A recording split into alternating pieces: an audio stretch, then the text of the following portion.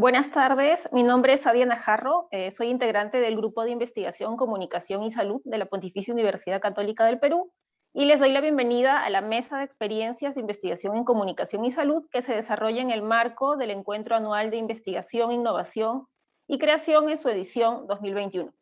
Esta tarde tenemos el gusto de contar con especialistas como el doctor Alfredo Paulo, a quien le damos la bienvenida. Él es docente e investigador de la Universidad Nacional Autónoma de México, quien presentará la ponencia Comunicación en la Clínica. Así también contamos con la participación de la tanatóloga Elena Zipán. Bienvenida, Elena. Ella es comunicadora, terapeuta y experta en duelos, quien presentará el tema Duelo y Comunicación. Y tendremos también la ponencia del Grupo de Investigación, Comunicación y Salud, a cargo de la magíster Carla Colonna, coordinadora del Grupo de Investigación y profesora principal del Departamento de Comunicaciones de la PUC, con quien conjuntamente presentaremos la ponencia Comunicación, Salud y Uso de Teléfonos Móviles.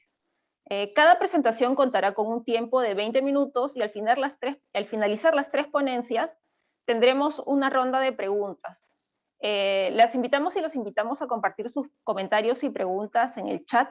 Bueno, sin más que agregar, vamos a dar inicio a la mesa con la presentación del doctor Alfredo Paulo. Él es antropólogo social especializado en el estudio del proceso salud, enfermedad, atención, desatención. Sus investigaciones se han centrado en los discursos globales, sus impactos en las políticas y programas de salud nacionales, enfoque crítico de la interculturalidad en salud y contexto sociocultural de la comunicación médico-paciente. Cuenta con experiencia en el campo de planeación, ejecución de programas de promoción de la salud en comunidades indígenas de Chile, Venezuela, Perú y México. Es profesor titular B del Departamento de Historia y Filosofía de la Medicina de la Universidad Nacional Autónoma de México y responsable del campo disciplinar Antropología en Salud. Maestría y doctorado en Ciencias Médicas Odontológicas y de la Salud, Facultad de Medicina de la UNAM, corresponsable del proyecto Enseñanza de la Comunicación Médico-Paciente, y además cuenta con múltiples publicaciones como artículos, capítulos del libro y libros. Adelante, Alfredo, con su presentación. Hola, muy buenas tardes a todos desde la Ciudad de México. Bien, pues antes que nada agradecer la invitación de ustedes y de participar en esta mesa, aprender y compartir.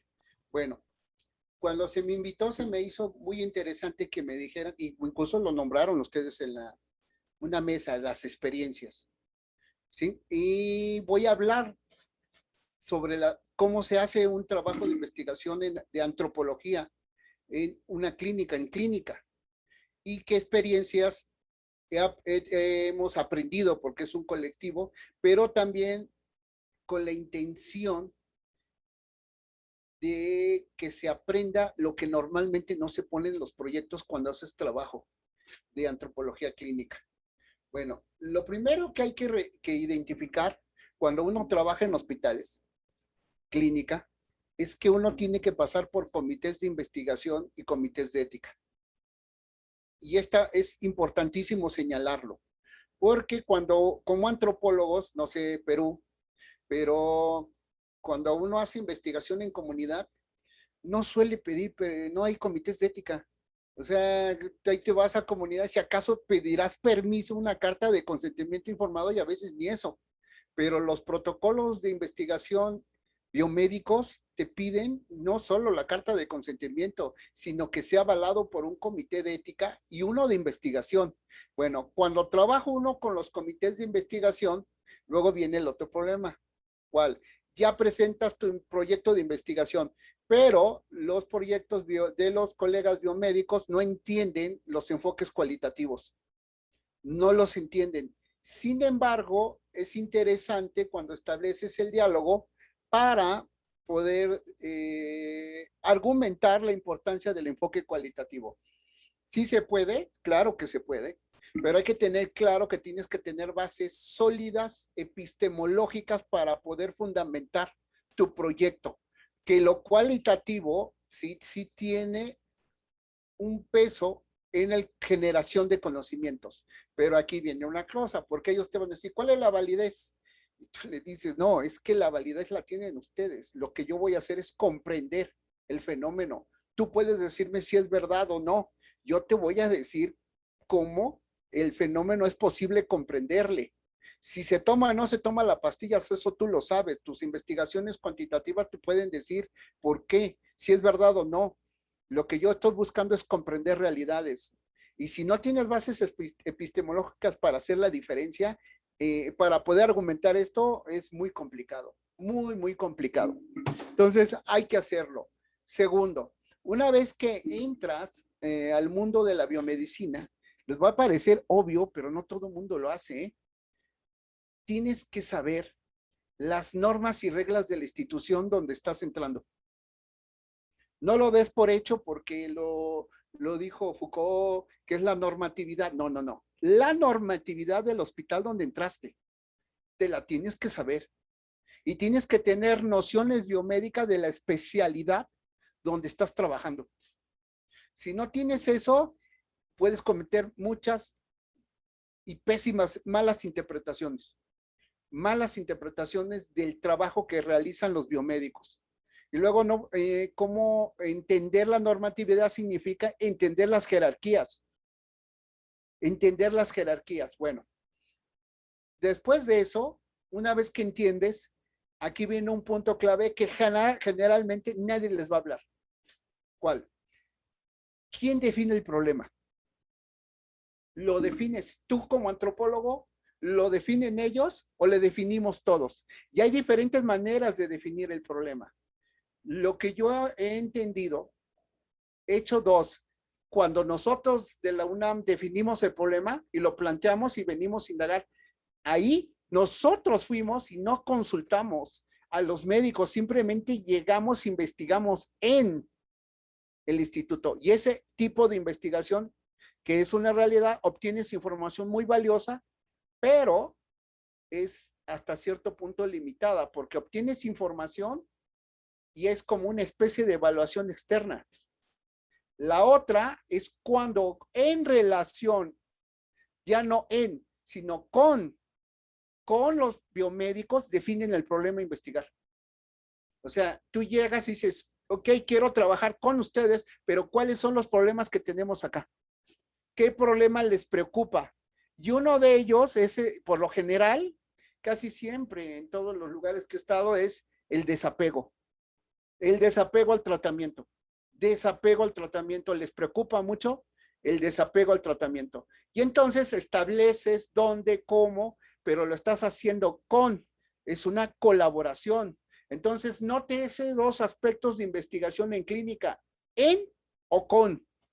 Y los dos son importantes. No digo que uno es mejor que el otro, pero hay que tener claridad en qué calidad llegas tú a establecerte las relaciones de trabajo, con o en. Y luego les digo, esto tiene peso, ¿por qué? Porque cuando trabajas en, tu estatus de investigador pesa. Es decir, miren, y uno lo tiene claro. Yo soy de Facultad de Medicina de la UNAM, tengo 30 años en Facultad de Medicina de la UNAM. Mi estatus es fuerte. Cuando eres investigador titular de la UNAM, es fuerte, te reciben. Pero muchas veces te reciben con miedo, porque piensan que los vienes a evaluar.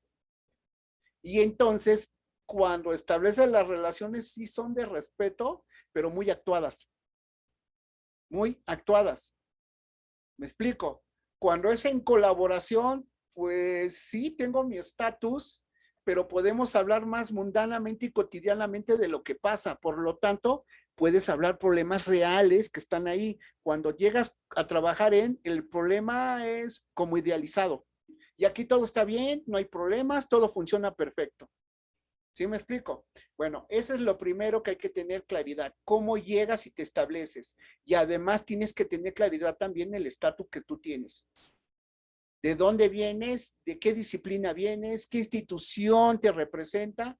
Porque de esa manera es que vas a establecer los vínculos. Digo, a ver, les voy a poner una paradoja. Yo tuve un estatus fuerte, lo tengo, por ser investigador de la UNAM de Facultad de Medicina, pero al querer establecer relación con los estudiantes que realizan las prácticas, indagar con ellos, eso era una limitante. Más cuando eran mujeres. Entonces, mi género, mi estatus, ya es una limitante para poder acercarme a la subjetividad de esos estudiantes, de esas estudiantes. Y hay que tener claridad, porque todo en mi estatus favorece o inhibe la forma en que te acercas con ciertos sujetos en la investigación. Todo esto es un enfoque reflexivo. Aquí déjenme decirles. Es decir, cada vez que te acercas con los interlocutores, ya no dije informantes, con todos los interlocutores vas reflexionando cómo construyes el conocimiento, cómo es que te acercaste a estas realidades. Bueno, y ahí ya que lo tienes, y ya tienes un objetivo y una pregunta de investigación, dependiendo, ya les dije, las dos vías, hay que enfatizarlo. Si no hay una pregunta de investigación, no haces nada. Bueno, sí, haces muchas cosas, pero es como lanzar dardos por todos lados. Por todos lados. Se tiene que definir un problema. Y ya cuando tienes el problema, pues ya empiezas a realizar el trabajo de campo. Bueno, trabajo de campo. Ahí les va el enfoque que tenemos personalmente en Facultad de Medicina desde la antropología en salud. Lo primero, nosotros concebimos la clínica como una extensión de la sociedad. La clínica, si bien se da dentro de la institución, no es muy diferente a cómo se organiza la sociedad. O sea, las formas en que se organiza la sociedad política, económica, no es muy diferente de cómo se expresa la clínica. La manera de ejecutar las normas, sobre todo cómo se ejecutan las normas. Ahorita voy a poner varios ejemplos. Pero esa es la primera. Segunda, nosotros ya planteamos que son contextos globales. ¿Qué quiere decir eso? Que cuando estudias la clínica, es un sistema que está conectado con el exterior. No son unidades aisladas, como solíamos hacer los antropólogos, que estudiabas tu comunidad quechua, tu comunidad aymara, por ahí, los nahuas, no. Cuando estudias en hospitales, son sistemas abiertos que tienen relación con políticas públicas, incluso políticas internacionales, y tienes que tener claridad en eso. Es decir, la manera de ejecutar, de ejercer la clínica, tiene influencia de la OMS. Más abierto no les puedo decir. La OMS plantea cómo debe de ser y hay configuraciones locales, pero tienes que partir del hecho de que la manera de dar clínica está conectada con el exterior. ¿De acuerdo? Dos. Entonces, ya vamos, les estoy diciendo más o menos cómo se hace el trabajo. Ahora, la estrategia de investigación que yo tengo es muy de un enfoque antropológico de la escuela procesualista, que es guiada por Max Gluckman en la década de los 60. Y entonces, mi punto de partida, ¿saben cuál es? Los conflictos. Y esto quiero aclararlo, porque cuando uno habla de conflictos da miedo, como si fuera una lucha, como que si quisiera desaparecer la organización. Y bueno, miren, si algo les ha enseñado la antropología, y es lo que estudiaba Max Gluckman, que por cierto, Víctor Thorne surge de esa escuela, es que los conflictos, más que destruir la organización, la estructura social, la refuerza. Entonces, lo que sucede es que cuando surge un conflicto, ¿sí? Es porque la norma no está solucionando las contradicciones. Y cuando surge el conflicto, las partes en confrontación, cada una de ellas genera una forma de organización. Entonces, yo trato de ubicar conflictos. Y a partir de los conflictos es que veo realmente cómo funciona la atención en salud. De hecho, el concepto tampoco en medicina no es nuevo, en el campo de la salud. ¿Cómo se llama el concepto? Atención en conflicto. Es decir, cuando tú ves cómo atienden a una persona, hay personal de salud que pelea y entra en conflicto, porque hay unos que hacen una cosa, otros que deberían de hacer otra, otros que han dejado de hacer cosas. Y es una atención en conflicto. O sea, cuando tú ves cómo atienden, siempre hay conflictos. Y de alguna otra manera la resuelven. Pongo ejemplos, por ejemplo, ahorita en pandemia, no hay recursos. Bueno, ¿cómo consiguen una placa? Es un conflicto conseguir placa. ¿Cómo consiguen un medicamento? ¿Cómo consiguen una sala? ¿Cómo consiguen la sala de operación? Son conflictos y esos conflictos hacen que se organicen los sectores dentro de la comunidad y allí te estoy dando ya claves. Cuando hay un conflicto surgen grupos y estos grupos tienen una forma de organización y estos grupos empiezan a plantear su sistema de valores y son explícitos, ya sea denigrando al otro o planteando sus intereses.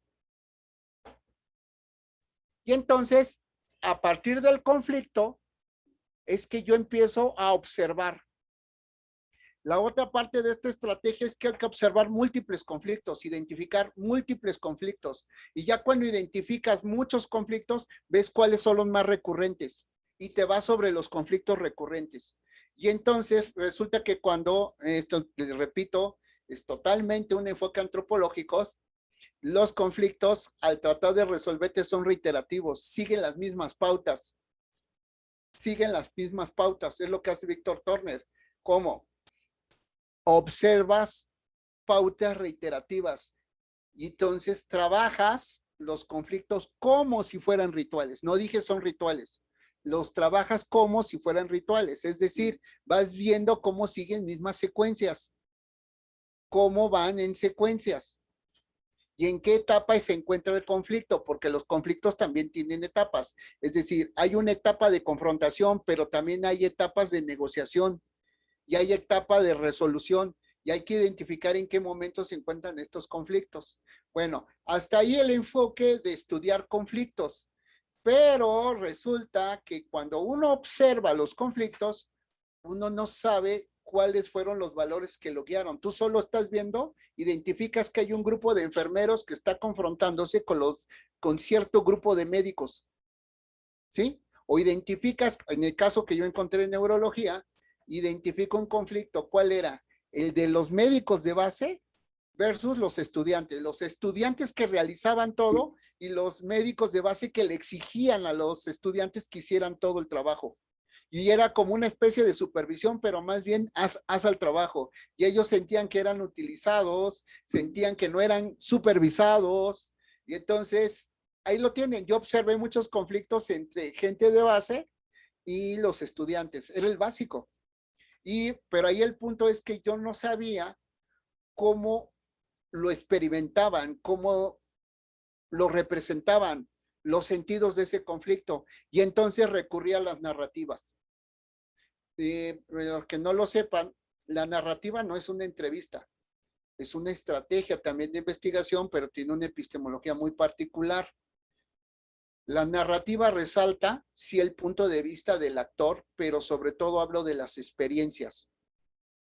Habla de la experiencia hablada, pero ¿de qué experiencia quiero hablar en este caso? Normalmente los antropólogos médicos trabajan la narrativa del padecer, es decir, la experiencia de estar enfermo. Bueno, yo retomo esa parte de la narrativa, pero no sobre la enfermedad. Entonces, ¿qué trabajo? La experiencia de haber estado en un conflicto. La experiencia de haberte observado y pregunto alrededor de tu participación en diferentes momentos del conflicto. ¿Sí?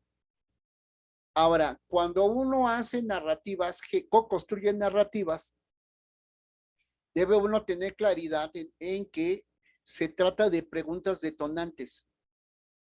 No preguntas de, ¿estuviste en el conflicto o no estuviste? ¿Te sentiste contento mucho o poco?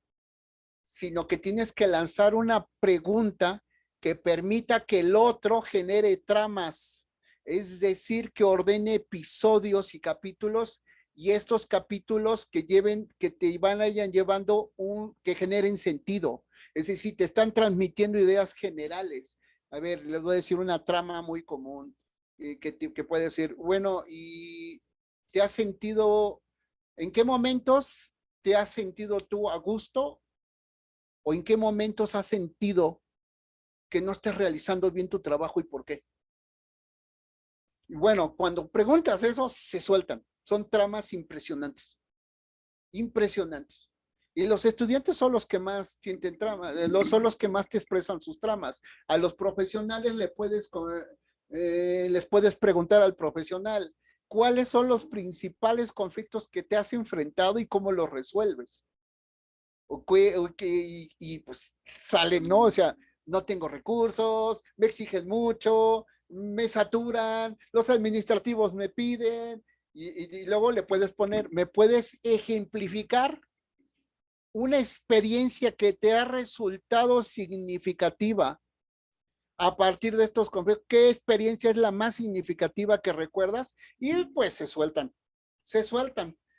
Aquí lo importante de la narrativa es que tienes todo un relato conectado. No puedes separarlo como hacen algunos, como teoría fundamentada, que es subcategoría. No, es que tienes que analizar todo, todo. Todo el relato se estudia. Todo, absolutamente el relato. Aquí lo importante es cuando tienes relatos de todos los participantes en el conflicto. Y el que construye, el que reconstruye a la vez la trama es el investigador. Es decir, tienes diferentes puntos de vista del estudiante, tienes el punto de vista del administrativo, tienes, si es que participó el administrativo, el punto de vista del de base, el punto de vista del contratado, y entonces reconstruyes cómo hay diferentes puntos de vista alrededor del conflicto. Y tú como antropólogo no tomas una postura, sino reconstruyes todo ese mundo de tramas y ya reconstruyes a la vez el sistema cultural.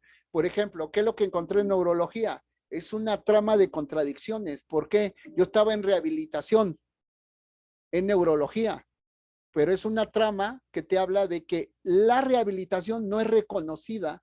Apenas en la norma está reconocida, pero los neurólogos en la atención no la reconocen. O sea, el neurólogo es el que atiende. Entonces, ¿cómo conciben a la rehabilitación? Pues tienes que estar y eres así como el acompañante, como que sí estás, pero no tienes la validez de la neurología. Pero estamos en un instituto de neurología. Pues sí, pero la rehabilitación es otra cosa. O sea, a ver, les voy a decir en breve, por ejemplo, los puntos clave. El rehabilitador se preocupa por la persona, se preocupa por su reintegración a la familia, a la sociedad. ¿De acuerdo? El neurólogo no le interesa eso. El neurólogo le interesa, sí, la actividad neurológica, que se reactive, pero no le interesa que se inserte en la sociedad. Y la lógica del neurólogo es que esta actividad neurológica se reactiva por medio de medicamentos. ¿Sí? Que estoy sintetizando mucho, pero les muestro cómo está esa contradicción. Y ahí lo encuentras, pues. Y entonces, no se siente, no es que no se sientan. De hecho, en la narrativa no se sienten, pero en los hechos te das cuenta que el mundo de rehabilitación no es subordinado al mundo de la neurología. Y eso es un conflicto, porque además te das cuenta que eso se expresa hasta dónde están ubicados las oficinas de rehabilitación y la clínica de rehabilitación. Está ubicada donde antes eran bodegas, está mal distribuido. O sea, te das cuenta que hasta en la forma en que se distribuyen los recursos se encuentra ese conflicto. Bueno, y entonces ese serían, les puedo comentar en términos generales. No sé, Shaida, ¿cuánto tiempo lleva? ¿Me falta? Quedan 3 minutos, doctor. Ok. Entonces lo que les comento es que mi punto de partida es ese. Ahora, ahí también al final tienes que hacer algo. Tu interpretación tiene que ser presentada a los sujetos con los que investigaste si les enseñas tu interpretación. Y quiero aclarar, muchas veces no están contentos con tu interpretación, pero se les tiene que presentar. A fin de cuentas son interpretaciones y cada quien interpreta. Lo que nosotros hicimos fue cuando mostramos ese conflicto, que lo que nos dimos cuenta fue más bien confirmamos una hipótesis. Ni siquiera es el neurólogo, o sea, sí está el conocimiento biomédico del neurólogo. Sí está. Estructura y función neurológica y no reconocen abiertamente la rehabilitación. Pero nos dimos cuenta que había un mundo que ordenaba todo eso y que incluso podía rebasar el conocimiento biomédico, y es el mundo administrativo. El aparato administrativo es el que manda ejecutar las reglas y ordena todo el instituto. pero como en otras ocasiones lo he dicho, no aparece ese mundo administrativo abiertamente, ni lo investigamos, pero está ordenando todo el hospital y la clínica. Es un mundo administrativo que ordena todo, ordena los tiempos. El mundo administrativo te evalúa tu productividad, es el que te da los recursos e incluso tan te los da que es el que me los mandó a la bodega. El administrativo es poderoso, pero vaya, y voy cerrando. En la narrativa se quejaban del médico, se quejaban del de base, se quejaban de los estudiantes que no aprendían rápidamente o que no ejecutaban, más bien que no ejecutaban, pero nadie mencionaba el mundo administrativo y te daba, eso es llamativo. Nadie hablaba de cómo el mundo administrativo organiza, pero que los coacciona y no aparece en la narrativa. Y eso es muy llamativo. Y bueno, les diría que esas serían las experiencias que he aprendido en esto y es una negociación constante. Y la otra es ir aprendiendo de cada una de las experiencias en hospitales. Y luego te vas a dar cuenta que en cada hospital y clínica, perdón, hay que tener cuidado cuando uno trabaja también con los pacientes. Ese es otro mundo. Dentro de la clínica, los pacientes es otro mundo. Y un último elemento, y ahora sí, Shaida, cuando te acercas en clínica, tienes que debes de poner particular atención en el tipo de enfermedad y el grado en que se encuentra esa enfermedad. Es decir, no es lo mismo que tú tengas diabetes mellitus tipo 1 que tengas diabetes mellitus tipo 2. Sí, y cuando estamos hablando, por ejemplo, de enfermedades neurológicas, haz de cuenta que es Alzheimer, sí, pero ¿en qué grado se encuentra? Porque eso depende del manejo de recursos, el manejo de personal. Entonces tienes que identificar, ¿sí? Estas cosas. Tienes que identificar la enfermedad y en qué grado se encuentra esa enfermedad. Porque si lo haces como Alzheimer general, no, no, no. No, es una cronicidad, vaya, ¿en qué momento de la cronicidad se encuentra? Pero bueno, compañeros, no sé si tengan algún otro, bueno, lo vamos a dejar al ratito, ¿no? Más bien para el debate. Pues eso sería en general. Muchas Gracias. gracias, Alfredo, por su presentación. Bueno, quien nos ha compartido, bueno, las diversas aristas de lo complejo que es la investigación en comunicación. Los invitamos a dejar sus preguntas y comentarios en el chat. Al final de las 3 presentaciones tendremos una ronda de preguntas. A continuación presentamos a Elena Zipán Moscoso. Ella es comunicadora, publicista, counselor en enfoque centrado en la persona de Carl Rogers, tanatóloga y terapeuta de duelos, directora del área de tanatología, duelo y luto de la Fundación Elizabeth Kubler-Ross Perú, docente, terapeuta, tallerista y bloguera de la página de Facebook El Elefante en la Habitación, donde comparte herramientas y reflexiones sobre tanatología cotidiana y acompañamiento de vida.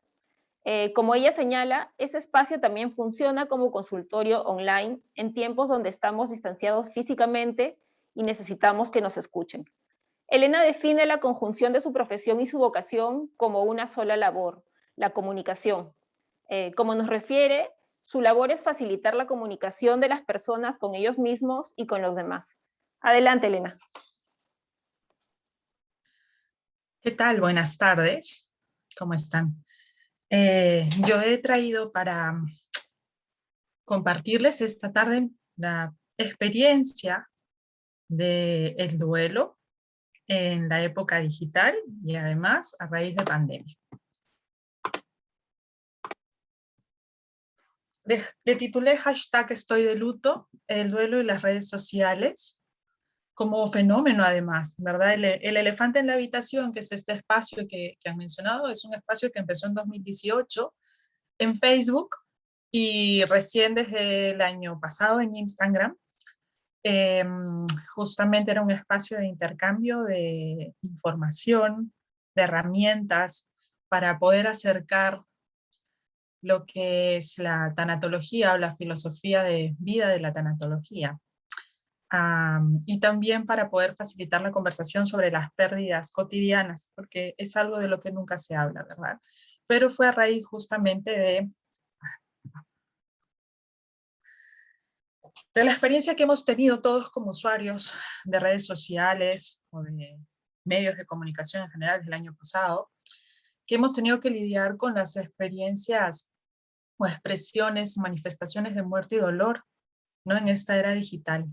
Desde hace 1 año y medio hemos estado viendo con frecuencia que nuestros contactos usan o usaron este símbolo o símbolos afines que nos comunicaban o nos indicaban que algo había sucedido aquí, ¿no? Es decir, que la persona se encontraba transitando una pérdida significativa y que la distinguía además como doliente, ¿no? En el luto que más allá de vestir de negro o todo aquello que creemos cultural, social o religioso debe ser el luto, no es otra cosa que convenios, que protocolos, que comunitariamente entendemos o que comunitariamente instalamos para comunicarle a los demás o para demostrar que somos dolientes, ¿no? Entonces, las redes desde el año pasado, tanto Facebook, Instagram no tanto, Facebook, Twitter, WhatsApp,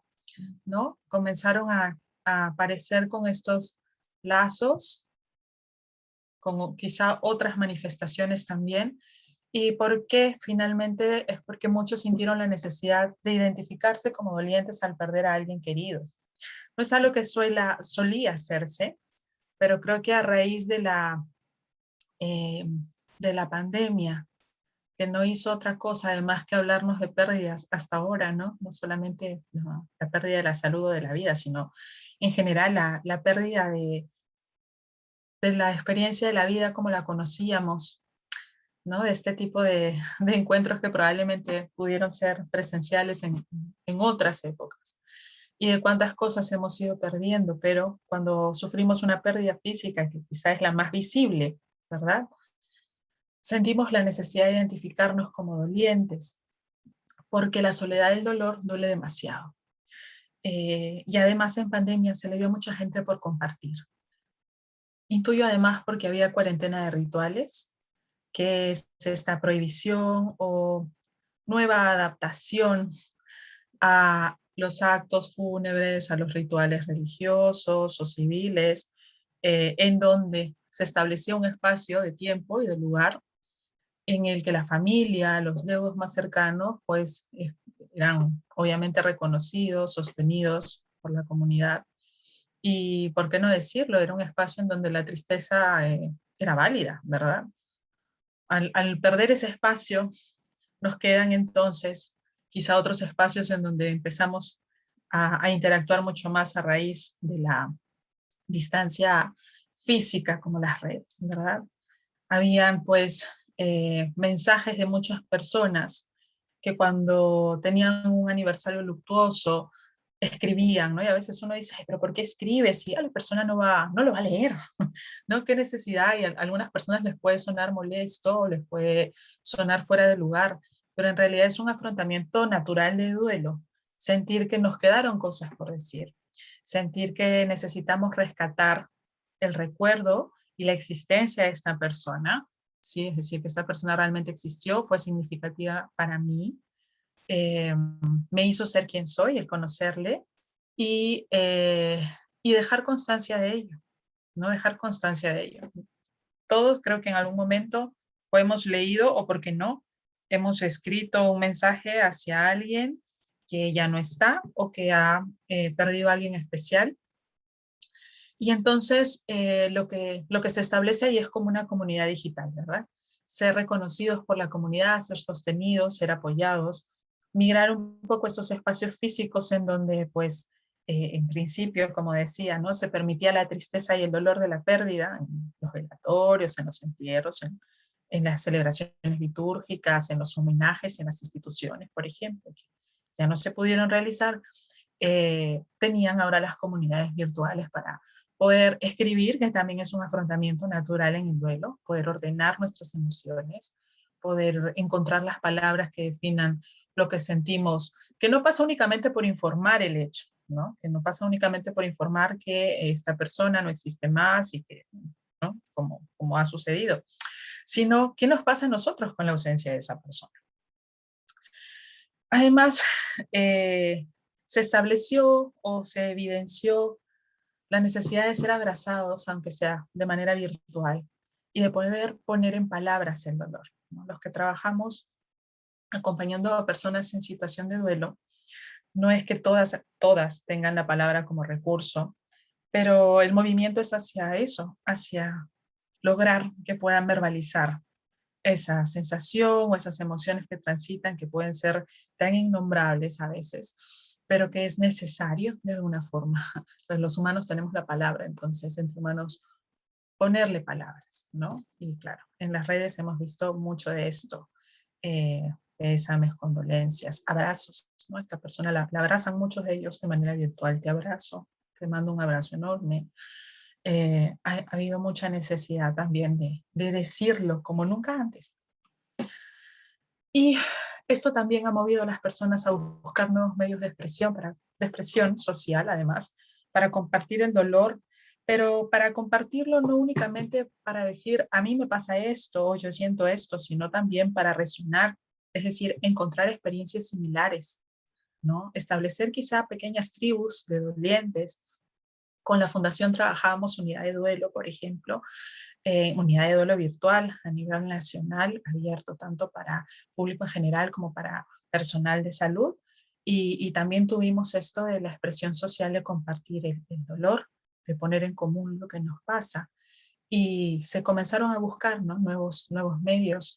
Eh, Hay ceremonias de reminiscencia, le llamo yo, cuando que nos faltaban pues los rituales para conmemorar fechas, cumpleaños, aniversarios luctuosos, y que en otra normalidad, entre comillas, las familias se reunirían para, no sé, tomar un lonche, hacer una misa o algo así. Ya no se podía, lo hacíamos a través de Zoom. Era una especie de memorial de esta persona, donde hablábamos acerca de los recuerdos, las anécdotas, y compartíamos lo que le gustaba, la música, la comida, las fotografías, enseñábamos fotografías. Había un momento quizá de compartir, no físicamente, pero al menos sí, de sentirnos, aunque sea en una pantalla cuadriculada, juntos, ¿no? Juntos en memoria y recuerdo de esta persona. Pero ¿qué debemos comprender de todas estas experiencias en general? Que sentir dolor o sentir válido nuestro dolor es importante, ¿no? Yo siempre digo que es el principio del proceso de recuperación, porque estamos en una sociedad que invisibiliza el dolor y que lo niega muchas veces. Y entonces cuando alguien pierde a alguien tan especial, nos quedamos con la idea de que, no sé, el mundo no se va a detener porque ha muerto una persona. Y que además nos sentimos en esta realidad pandémica, ¿no? Pareciera, no sé, que todo es un mal sueño, que en algún momento vamos a despertar y todo va a andar como antes. Y entonces sentir de que el dolor es real, de que es natural sentirlo, como dice aquí, que es válido, ¿no? No hay que apresurar en el proceso a la persona y decirle ya, vamos para adelante, porque no es lo que necesita en ese momento, sino necesita alguien que le diga, sí, debe ser duro, aquí estamos para ti, te abrazamos, ¿no? Y que también, otra cosa que se evidenció fue que la existencia digital, es decir, así como las redes contemplan quizá gestión de vida, voy a ponerlo entre comillas, también contempla rituales o gestión de muerte, ¿no? Porque claro, deberían integrarse también. En la tanatología vemos la vida y la muerte como una sola línea. Hay naturalidad para ello y los planos digitales también han transitado esa naturalidad. Hemos visto, o al menos en los acompañamientos que he tenido el privilegio de realizar, que mucha gente ha conservado gracias a esta era digital en la que todos tenemos smartphones y podemos más o menos registrar buenos recuerdos y recuerdos duros también, fotos, audios, videos, mensajes o cartas. Cuando digo cartas no me refiero a correspondencia, sino a aplicativos de cartas de duelo, de juegos de naipes, en donde también podemos comenzar a buscar la palabra de lo que sentimos y de lo que nos pasa, o de lo que significa la muerte para nosotros, ¿no? Entonces ha habido mucha gente que ha hecho duelo o ha iniciado el camino solo de duelo gracias al registro de fotos, de audios, de videos, de poderse también despedir a través de un audio, ha sido duro, pero se ha tenido felizmente el soporte y, digamos, el recurso para poderlo hacer. Los memoriales, que era aquello que mencionaba yo hace un ratito. Los filtros de TikTok también, bueno, no es propiamente de TikTok, pero sí que lo vi en TikTok. El filtro lo ha hecho MyHeritage y no es otra cosa que la animación de una fotografía. Pero lo curioso es que los usuarios no usaban cualquier fotografía. Usaban fotografías de personas que ya no estaban vivas y que no pudieron hacerles un video. Y entonces era en algunas reacciones muy emotivo, en otras pues no tanto, de personas que podían ver, ¿no?, a su ser querido o a la fotografía de su ser querido en esta animación, mover los ojos o algo así, ¿no? Los contactos de legado, que también es algo que tiene activo hace mucho tiempo las redes sociales y que no es otra cosa que registrar a alguien que se pueda hacer cargo de tu perfil, de tu información cuando ya no estés, si sigue manteniendo tu espacio o ya no, ¿no? Y sí, es cierto que así como esto de alguna manera facilita, a algunas personas les ha complicado, ¿no?, encontrar recuerdos de hace un año, 2 años o un poco más en redes y de pronto acceder a algo que no recordábamos, donde aparece una persona que ya no la tenemos físicamente. Pero de nuevo, ¿no?, es parte también de nuestra vida, la digitalidad. Los espacios de apoyo mutuo, los GAMs, los grupos de ayuda mutua, las unidades de duelo que también se han venido brindando a través de la virtualidad, no solo aquí, en el mundo entero en realidad. Estas son algunas de las experiencias que he mencionado. Aquí en el lado izquierdo abajo, el Heritage, que es una página en realidad para registrarse y encontrar o ir armando tu árbol genealógico, pero empezó a hacer esto de animar las fotos familiares, y pues claro, ¿no?, rostros que en esa tecnología no había soporte de audiovisual, no había soporte de video, y podías por ahí crear un pequeño clip a través de la animación de la foto. Aquí por encima de esta toma está Alive, que es como un Facebook, digamos, es una red social, pero que únicamente es una red social memorial, es decir, los perfiles de los que aparecen ahí son personas que ya no están vivas, eh, y los contactos son quienes se encargan pues de mantener la memoria de esta persona, su legado, ¿no?, de reunirse a compartir, a publicar cosas sobre esta persona. Entonces, es como si todos los perfiles de las personas que ya no existen físicamente aquí en redes sociales, ¿no?, hubiesen creado un soporte o algo así que le llaman Alive, en donde puedes hacer también comunidad y, y seguir manteniendo vivo el recuerdo de tu persona querida. El A Part of Me, que es el que aquí aparece a la derecha hacia arriba, es una app, es un juego creado en Reino Unido. Es un juego que también está en español, orientado a adolescentes, ¿sí? Donde van transitando, es todo no es un arcade, es como un juego de recorrido, ¿sí?, de mundos, en donde la persona va transitando emociones de duelo, ¿no? Bueno, los adolescentes en realidad, porque la historia está centrada justamente en adolescentes. Y vas recibiendo orientación, que es lo más importante, ¿no?, a manera, como digo, de validar y normalizar el dolor también. Igual, si buscan en las plataformas de apps, encuentran un montón ahora de apps sobre manejo de luto o de duelo, en donde se brinda información, en donde hay números de ayuda, ¿no? Quizá porque así como hay personas que comparten, que son un poquito más expresivas en redes y escriben, hay otras que no, y que prefieren igual encontrar información o ayuda usando la virtualidad, ¿por qué no? Yo, por ejemplo, tengo este proyecto desde el 2018 que se llama El elefante en la habitación, les comenté al inicio de mi participación, y desde el año pasado, desde el 2020, normalmente compartía herramientas, reflexiones, textos, películas, solía hacer reseñas cada semana de algo que había mirado en alguna plataforma alguna serie, alguna película que tuviera que ver con estos temas y que sintiera que pudiera ayudar a alguien en lo que buscaba. La mayoría de gente busca información cuando algo así le sucede. Y a raíz de pandemia comencé a hacer, no le puse Dead Café, que es el movimiento mundial, le puse un café virtual sobre duelo, porque finalmente sabía que era lo que íbamos a terminar hablando. En los Dead Cafés no necesariamente se habla de duelo, se habla del afrontamiento de la muerte como algo natural. Pero aquí que ya estábamos en situación, además lo hice más o menos al mes de junio del año pasado, porque ya tenía muchas atenciones por duelo de personas que habían fallecido en primera ola, ¿no? de COVID. Había, como siempre, consultas consultas en la página, entonces prefería hacer sesiones entre todos. Y otra cosa que hice fue en el Día de los Muertos. Bueno, aquí no lo celebramos como en México, pues somos peruanos, pero hay algunas personas que son católicas y que celebran el Día de Todos los Santos y el Día de Todos los Muertos el 1 de noviembre. Como todavía habían algunas restricciones para visitar Campos Santos, lo que ofrecí fue hacer un altar virtual, ¿no? Entonces las personas podían contar por interno o mandar una fotografía y yo las publicaba, ¿no? Y ponía el texto que la persona me había indicado que le pusiera, ¿no?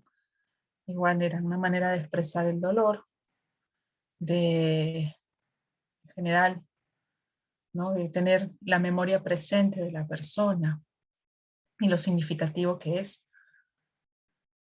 Y este año, ya porque hay algunas personas que pues, han experimentado pérdida física el año pasado o la siguen experimentando, sigue sucediendo esto, ¿no? En realidad no solo por COVID, sino por todo. En abril comencé el hashtag estoy de luto o estoy de duelo, justamente para que las personas ya que hayan experimentado un tiempo de distancia de su pérdida, ¿no? Una cosa es estar en el shock de la pérdida, en el desconsuelo, y quizá otra es, pasado un tiempo, pasado el periodo de lo agudo, empezar a tener un contacto con el vacío, con la ausencia, con lo que cambió, con lo que yo identifico que me pasa, ¿no? Con esa comunicación que tengo conmigo misma. Propuse esto y muchas personas empezaron a escribir, porque de pronto el duelo, como decíamos, es un dolor que no se ve, y cuántas personas se sentían en duelo porque habían perdido a alguien o porque en general la situación les había hecho perder mucho, trabajos, parejas, seguridad, ¿no? Lugares en común, un montón de espacios y de situaciones que extrañaban, ¿no? Entonces las personas empezaron a compartir qué era aquello que extrañaban de la persona que han perdido el año pasado. Y escribir, como digo, era una forma también de resonar, porque habían personas, no solamente yo, que manejo la página, que les respondía, sino también se respondían entre ellos, se apoyaban, pasaban por lo mismo, entonces era bonito ver esa comunidad compasiva, ¿no? Finalmente, visibilizar al doliente, siempre, ¿no? De esos dolores no permitidos por la sociedad.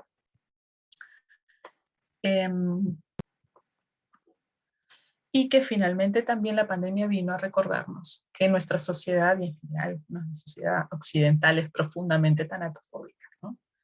Y que a pesar de esa tanatofobia, es decir, estos temas que nunca hablamos, somos mortales y vivimos siempre en incertidumbre. Que es lo que ha venido a recordarnos, además de que el luto y las expresiones de dolor necesitan colectividad, ¿no? Y además necesitan también espacios seguros en donde expresar lo que sentimos y a quienes extrañamos.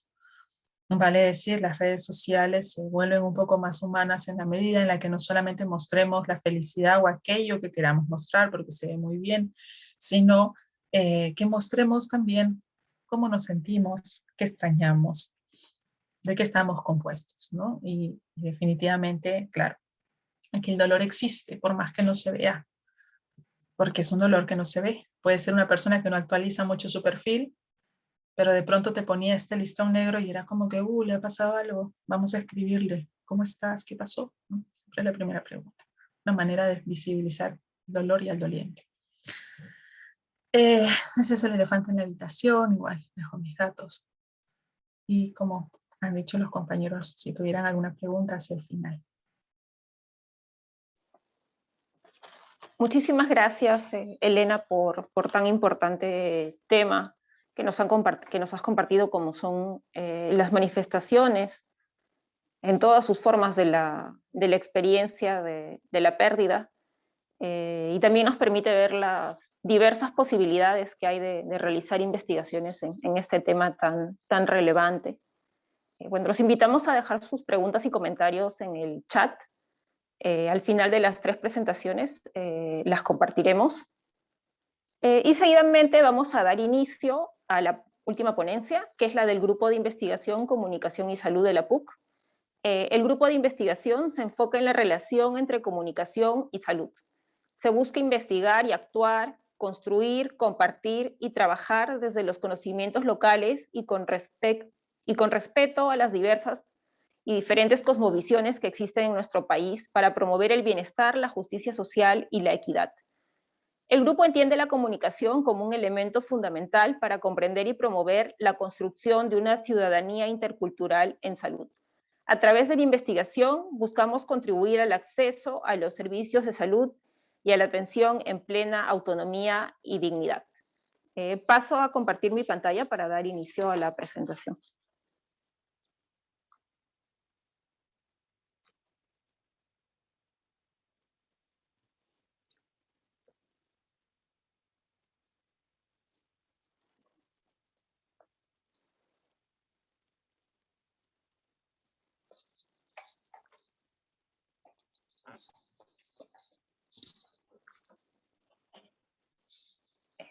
Actualmente, bueno, estamos ejecutando como grupo de investigación un proyecto que fue ganador de uno de los fondos para investigación básica y aplicada en el concurso anual de proyectos de investigación 2020, que fue convocado por el Vicerrectorado de Investigación de la PUC. Este proyecto se realiza en el Hospital Regional del Cusco junto a profesionales de dicha institución, con quienes se ha conformado un equipo de investigación. El objetivo de la investigación es identificar, caracterizar y comprender la comunicación que se produce entre el personal de salud y los padres y cuidadores de los neonatos que asisten a consulta externa o se encuentran hospitalizados en la unidad de neonatología del Hospital Regional del Cusco. Es en el marco de este proyecto que, como un paso inicial al inicio de este proyecto, estudiamos el uso del celular para buscar temas de salud por internet, así como las prácticas de uso de redes sociales digitales y plataformas digitales. En el siglo pasado había cierto escepticismo respecto al uso y el acceso a las tecnologías de la información y la comunicación, especialmente por parte de grupos señalados como en condición de vulnerabilidad. Sin embargo, en los últimos años se ha observado diversas estrategias desarrolladas por estos grupos humanos para acceder, a veces antes que la tecnología, a la información y al entretenimiento, haciendo uso de las TICs. En ese sentido, consideramos que garantizar el acceso a servicios y a profesionales de salud en la actualidad guarda relación con estrategias vinculadas con la necesidad de acceder a herramientas en torno a los servicios de salud antes que por una sensibilización respecto al potencial de la tecnología como se creía en el siglo pasado. Bueno, también hemos sido testigos, especialmente en el contexto por la pandemia, que las tecnologías de la comunicación y de la información, particularmente el uso, acceso y adopción de los teléfonos celulares y las redes sociales digitales, se han ido integrando gradualmente a la comunicación en salud, así como a la cultura de las personas, ¿no?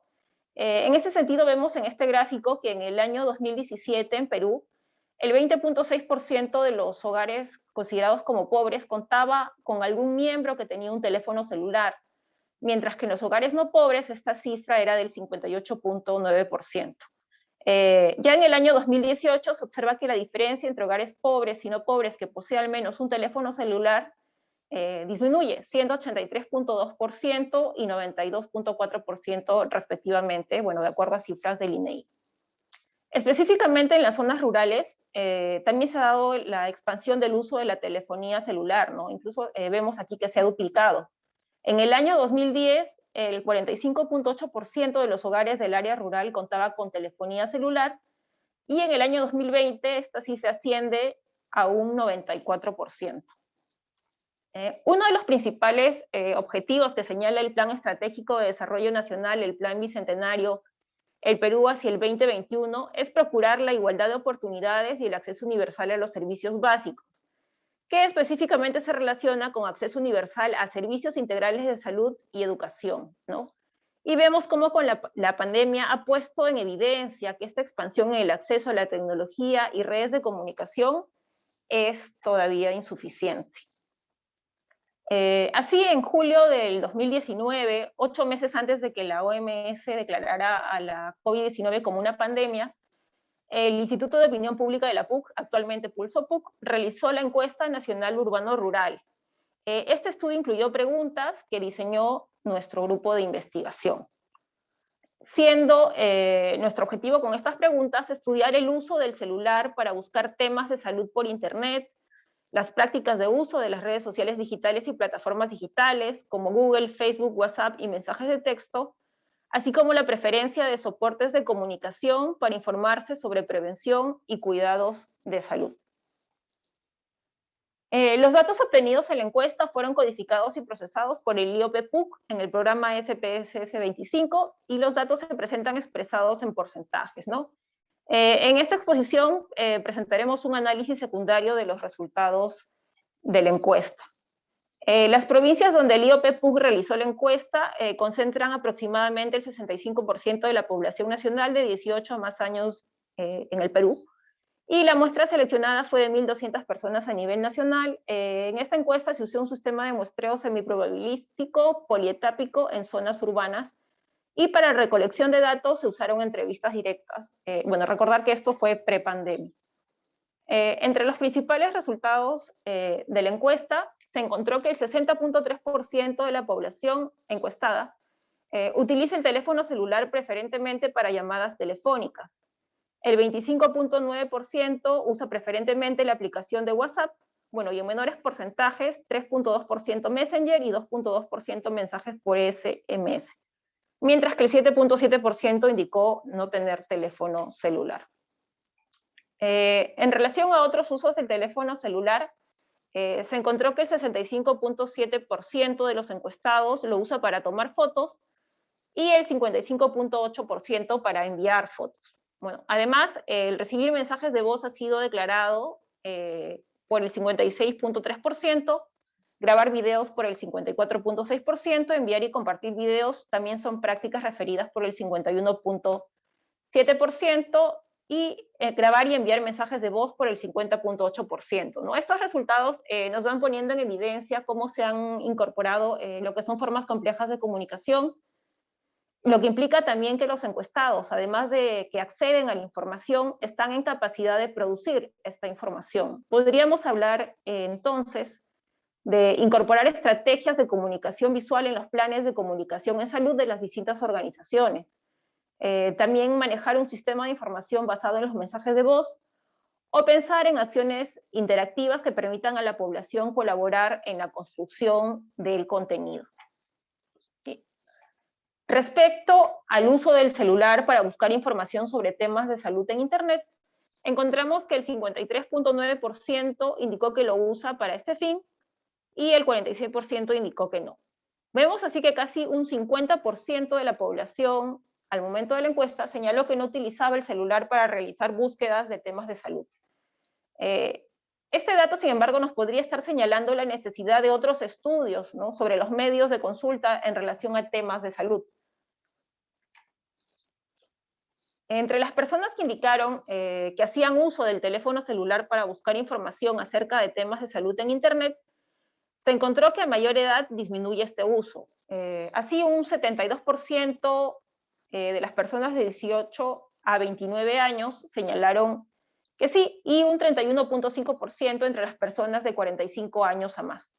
Respecto a los niveles socioeconómicos, se encontró un mayor uso entre las personas de niveles socioeconómicos AB, siendo un 75.8%. En el nivel socioeconómico C se identificó un 61.4% y en el nivel socioeconómico D un 39.6%. Así también se observó que a mayor edad es menor el porcentaje de uso de Internet para este fin. Vemos que un 72% en el grupo de 18 a 29 años, este porcentaje desciende a un 62.4%, en el grupo de 30 a 44 años y 31.5% en el de 45 años a más. En relación a las diferencias, considerando la variable sexo entre las personas que hacen uso del teléfono celular para buscar temas de salud, encontramos que un 50.8% son hombres y un 49.2% son mujeres.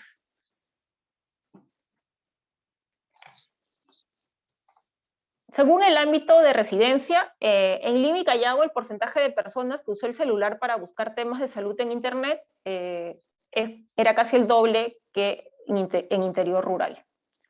Respecto a los entornos virtuales usados para buscar información sobre temas de salud, el 89.6% de las personas que usan el celular para buscar temas de salud en Internet consultan con mayor frecuencia en el buscador Google, el 8.9% en Facebook, en menor porcentaje el 0.8% en WhatsApp o grupos de WhatsApp, el 0.5% en blog y el 0.2% no precisa, ¿no? Los encuestados señalaron a Google como su principal fuente de consulta sobre temas de salud, y este dato nos podría estar indicando la necesidad de explorar si los formatos y procesos de acceso a la información de este buscador son más fácilmente accesibles y de utilidad para los usuarios, ¿no? Que los que están disponibles en otros buscadores. Respecto al entorno virtual usado para buscar información sobre temas de salud, vemos que se mantiene la tendencia donde Google es la principal fuente de información con cifras superiores al 80%, tanto en Lima y Callao como en interior urbano e interior rural. Otro aspecto que se exploró fue en cuanto a los medios preferidos para recibir información sobre prevención y cuidados por parte de las instituciones de salud. Y destacan en los dos primeros lugares medios tradicionales, ¿no? El 70.9% de las personas encuestadas respondieron que prefieren folletos ilustrados, el 53.3% videos, el 23.7% mensajes de WhatsApp, el 11.3% mensajes de SMS, el 9.3% audios, el 1.8% ninguno, y el 10.6% de los encuestados indicó que prefiere otros medios. Ante la pregunta, si luego de ser atendido o atendida en la institución de salud tuvo dudas, ¿qué hizo? El mayor porcentaje de personas, el 28.8%, indicó que no hizo nada. El 23.9% señaló que preguntó a un profesional de salud, el 17.2% preguntó a un familiar, el 13.7% regresó a la institución de salud, y las personas que buscaron información en Internet fueron un 12.3%. Al observar los datos por nivel socioeconómico, vemos que existen diferencias entre los encuestados, ¿no? En el nivel AB, quienes principalmente preguntaron a un profesional de salud, ¿no? Siendo un 32.1%, y también buscaron información en Internet en un 18.7%, mientras que las personas encuestadas pertenecientes a los niveles socioeconómicos C y DE, los mayores porcentajes de respuesta fueron no hicieron nada, con un 30.1% y 31.2%, ¿no? O preguntaron a un profesional de salud con un 24.1% y 21.1%. Si bien existen diferencias importantes en las prácticas de los distintos niveles socioeconómicos y también en los grupos etarios, ya no podemos negar el rol de la tecnología móvil y el contenido digital en las actitudes, en las prácticas y conocimientos de la población, tanto sobre su cuerpo como de los procesos de salud de su entorno. Y hasta aquí es la primera parte de la ponencia. Doy pase a Carla Colonna, docente del Departamento de Comunicación. Adelante, Carla. Gracias, Sadia. Buenas tardes a todos. El trabajo que hemos visto, hemos apreciado en este momento y que ha presentado la doctora Sadia Najarro, es parte, como ella bien señaló, de un proyecto mayor, que es un estudio sobre uso de telefonía celular con padres y cuidadores de la unidad de neonatología del Hospital Regional de Cusco.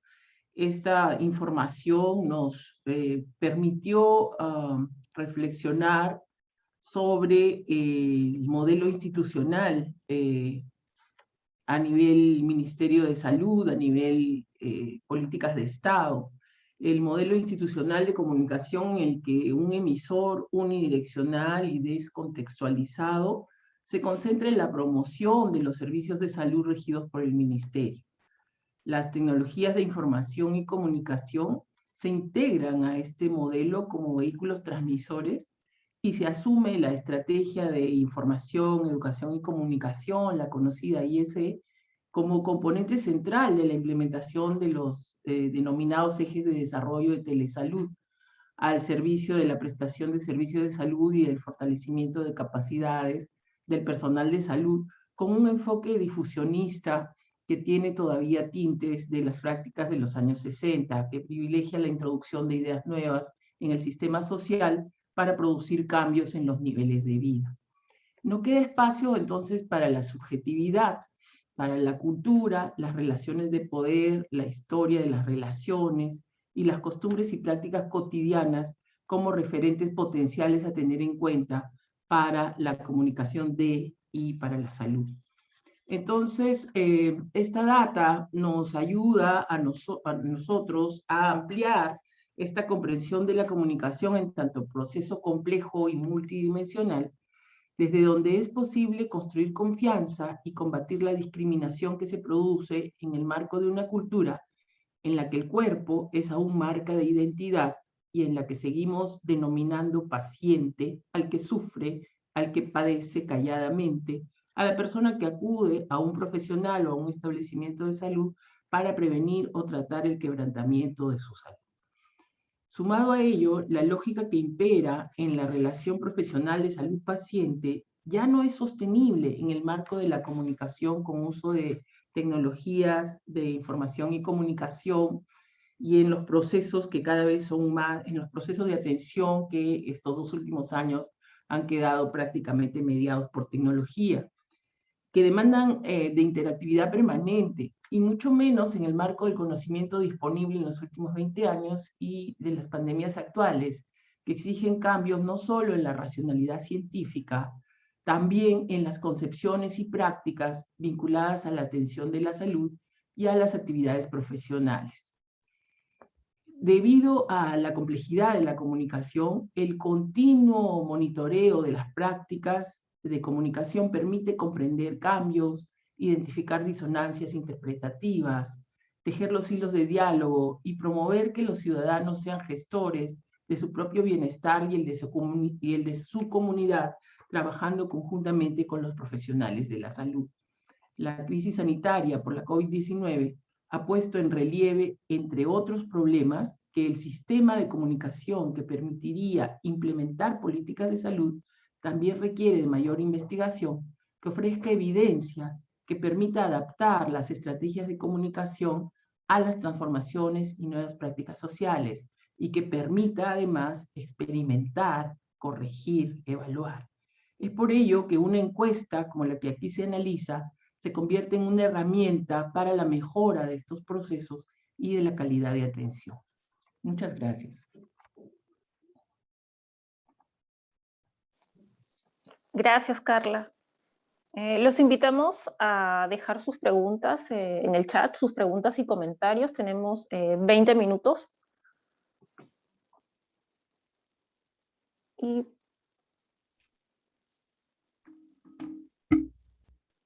tenemos una pregunta, sí, para el doctor Paulo, me parece.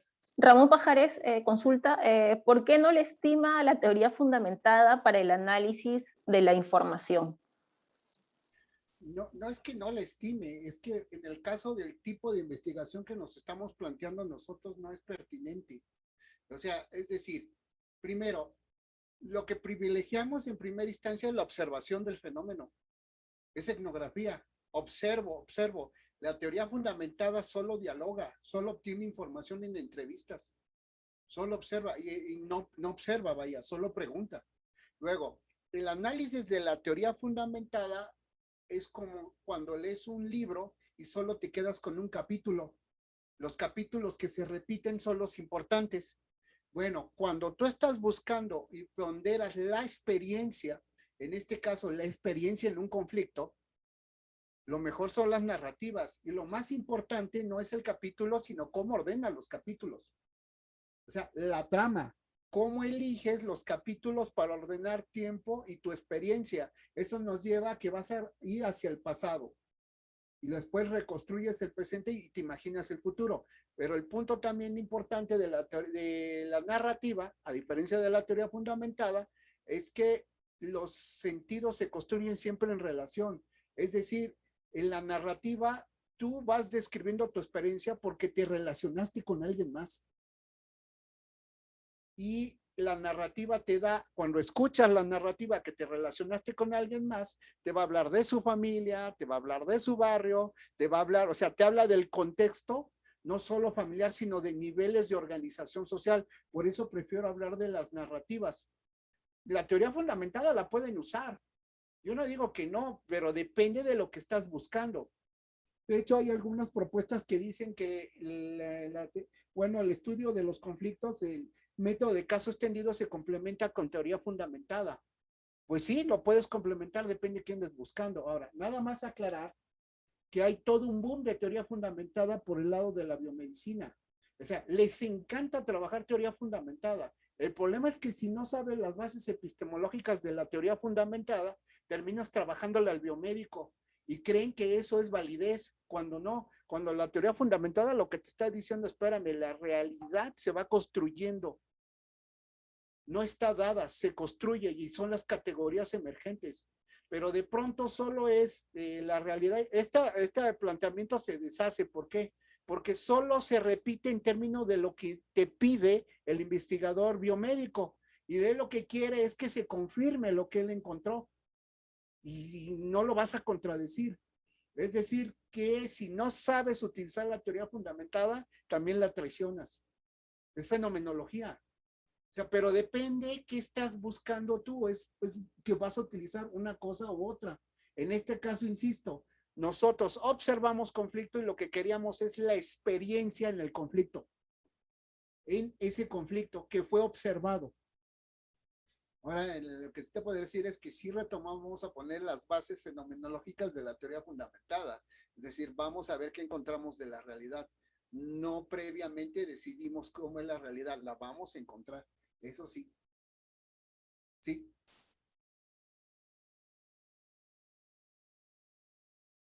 Sí, Gracias, Ramón. doctor. Gracias. Tenemos una pregunta para Elena de Jorge Galdós. Él nos dice, ¿las emociones que se transmiten a través de una red social podrían ser suficientes para evitar duelos muy largos? Hola. Quizás no suficientes, porque entendemos al duelo como la forma que tiene cada quien de transitar el dolor por una pérdida o un cambio.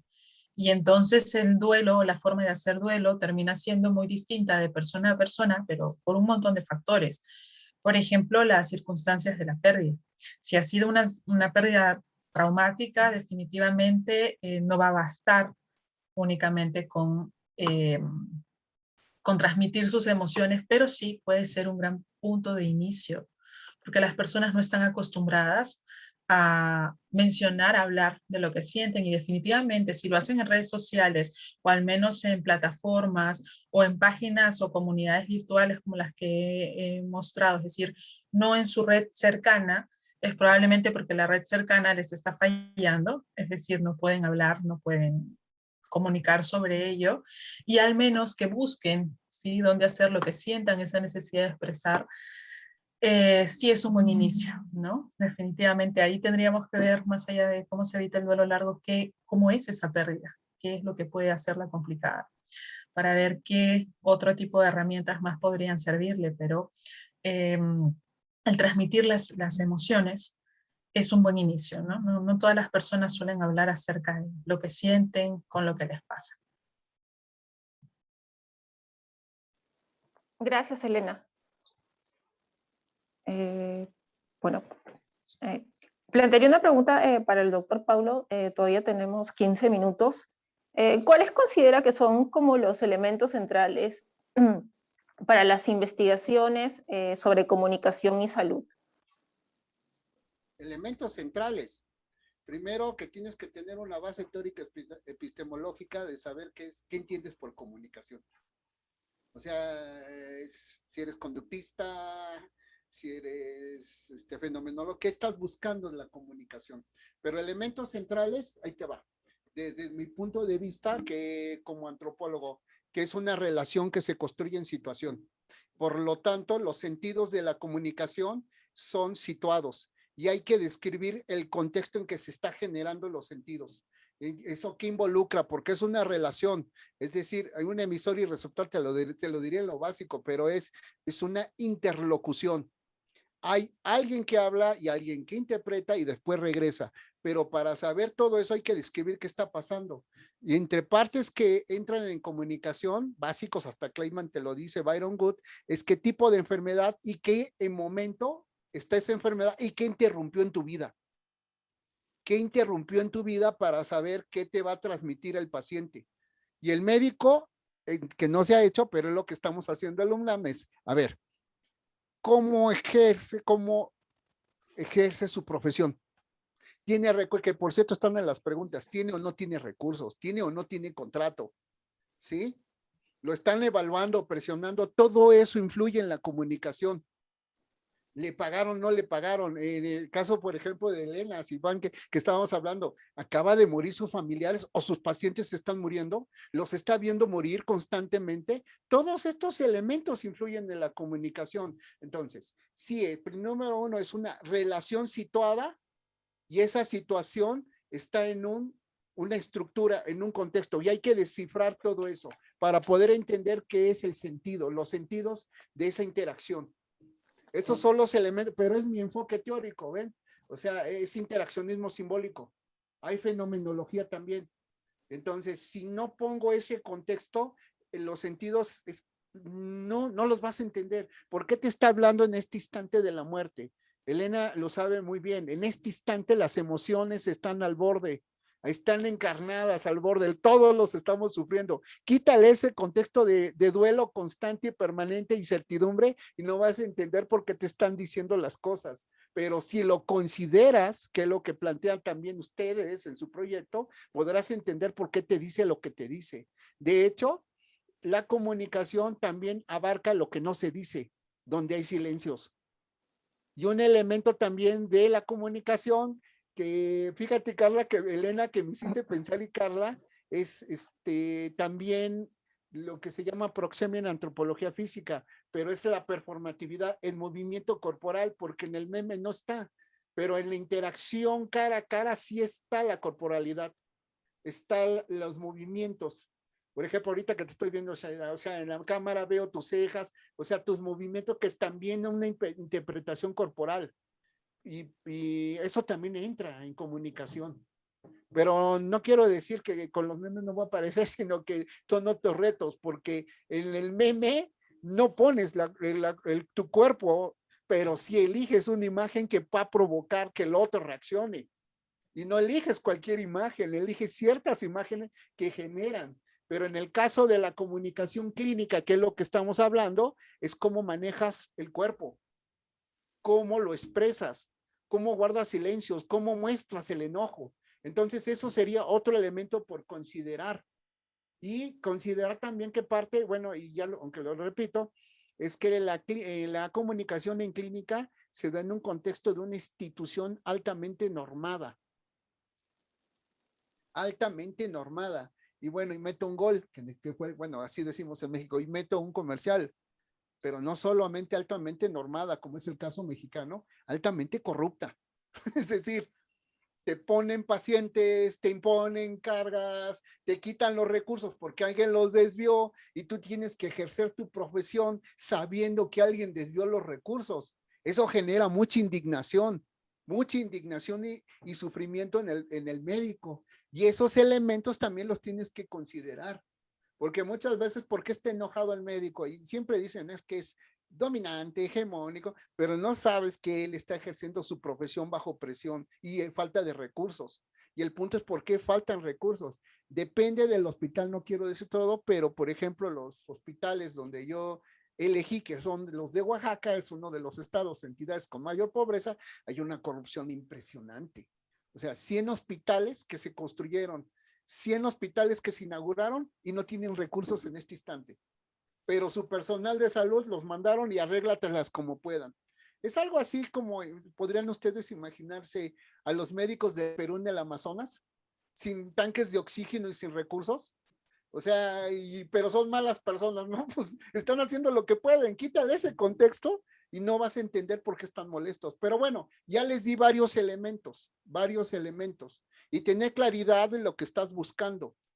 Y tener claridad en el enfoque teórico metodológico, por ahí pasó Ricardo. Sí, claro, a partir de la metodología interpretas, pues ten clara la metodología y constante reflexión de lo que encuentras y darlo a leer a otros y a los interlocutores, porque puedes tener malas interpretaciones, claro, todos podemos tener mala interpretación. En general es lo que les puedo decir. Gracias. Tenemos otras preguntas en el chat. Jorge Galdós también nos dice, el lenguaje médico a veces casi siempre es complicado. ¿Cómo podríamos conocer si el mensaje que se quiere dar a una familia o padre ha sido entendido de manera adecuada? Elena, ¿podrías compartirnos tus comentarios también? Porque también tienes experiencia en hospitales sobre esta pregunta. Dice, el lenguaje médico a veces, casi siempre es complicado. ¿Cómo podríamos conocer si el mensaje que se quiere dar a una familia o padre ha sido entendido de manera adecuada? Ok, y mira, en realidad eso pasa más que nada por el vínculo, ¿no? También que el médico se dé un tiempo para conocer a la persona del paciente, ¿no? Porque muchas veces van con lenguaje técnico y luego le preguntan al familiar si tiene alguna pregunta y no preguntan nada, no porque haya quedado clarísimo, sino por todo lo contrario, no entendió nada de lo que les ha dicho. Y bueno, ahí es donde comienza en realidad uno de los grandes dolores de una persona que pierde la salud, es justamente no tener una información adecuada, ¿no? O sentir que de pronto no le han brindado una información clara. ¿Qué podría hacerse o cómo podría prevenirse eso? Como digo, en principio, estableciendo un vínculo, una comunicación real con la persona del paciente. Usted, señor, ¿de dónde es? ¿No? ¿De dónde viene? ¿A qué se dedica? ¿No sabe lo que le pasa? ¿Qué siente? ¿Qué sabe de esto? Y luego, bueno, ya una vez que tengan mayor información, diagnóstico, pronóstico, pues puedan compartirlo nuevamente en base a lo que ha referido esta persona, ¿no? A mí me ha tocado cuando era voluntaria también ir a buscar información dentro del hospital, a ver, a contactar quién era tu médico, bueno, vamos a ver cuándo atiende, no, pero es que me ha dicho así, me ha atendido muy poco tiempo, bueno, hay que buscarle dónde más está o quién te puede explicar este resultado, ¿no? Porque en el momento que has estado en tu consulta, no has estado presente, has estado muy preocupado en tantas cosas, más te han hablado de una forma en la que no has entendido nada, y yo creo que ahí el ítem de prevención sería ese, ¿no? Pensar que siempre hay una persona en lugar de un paciente con una patología, una persona que viene cada quien es un mundo, ¿no? Que viene de otro lado y ya hay que ser muy empático, ponerse al lado del otro en la información. Muchas gracias, Elena. No sé si alguien más desea compartir algo en relación a esta pregunta. Sí, doctor Pablo, adelante. Y fíjense que me hicieron pensar ustedes en algo que, mira, sí, en el área de la salud, primero felicitar a Elena y a Carla y a ti, porque están utilizando justamente las redes, y las redes han sido potentísimos en la pandemia, en toda nuestra América. Y lo que les puedo decir primero la cuestión es, ¿adecuada para quién?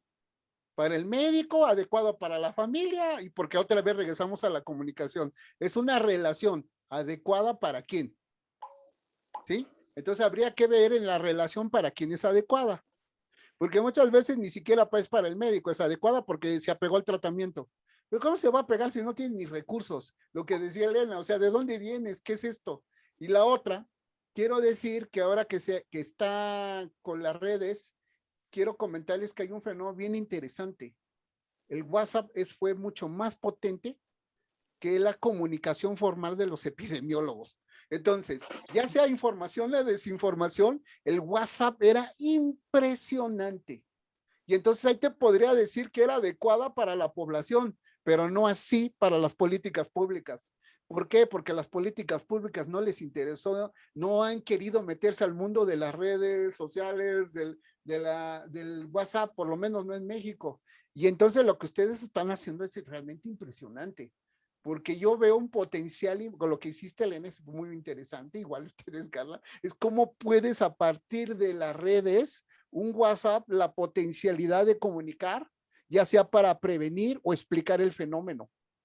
Nada más quiero cerrar esto, que en un momento dado me di cuenta, y en el Istmo de Tehuantepec, donde soy, empecé a usar memes, y fueron más eficaces que las llamadas y todo lo que estaban haciendo el municipio. O sea, un WhatsApp fue mucho más potente en la actividad preventiva. Entonces hay que tomársela en serio. Esto nos está cambiando a todos.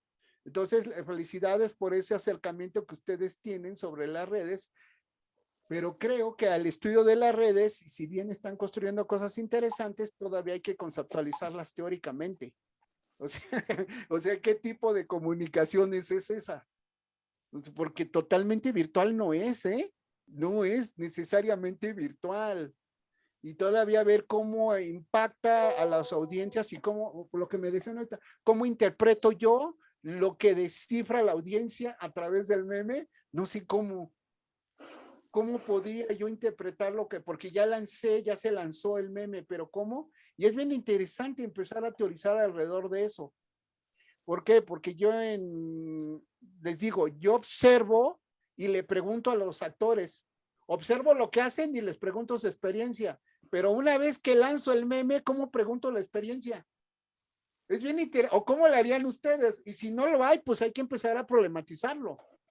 Hay que empezar cómo descifro lo que entendieron sectores de población cuando lanzan el meme. Tal vez porque se consuma, pero una vez que se consume, se reparte, ¿cómo sé lo que entendieron con ese meme? ¿O qué les llamó la atención de ese meme? Gracias, doctor. Bueno, nos quedan varias preguntas en el chat. Qué pena que ya estamos con el tiempo. Encima, bueno, es un tema bastante interesante, súper complejo. Tenemos el Facebook de la Maestría de Comunicación y Salud. Nos podemos seguir comunicando por ahí, podemos seguir conversando. Agradecemos mucho a nuestros ponentes, por su participación tan brillante, por las importantes reflexiones sobre estos temas tan valiosos. Ha sido importantísimo poder contar con su participación. Queremos también expresar nuestro agradecimiento al equipo organizador del Encuentro Anual de Investigación, Innovación y Creación 2021 y invitarlos a las distintas actividades que se están desarrollando en el marco de este encuentro. Y la próxima semana, el miércoles 5 de octubre, tenemos la conferencia magistral La necesidad de un cambio epistemológico en salud. Vamos a colocar en el chat el link para quienes puedan acompañarnos. Bueno, y muchas gracias. Esperamos poder encontrarnos en otra oportunidad para seguir conversando sobre estos temas. Gracias a todos por su participación. Buenas tardes. Gracias. Abrazos. Gracias.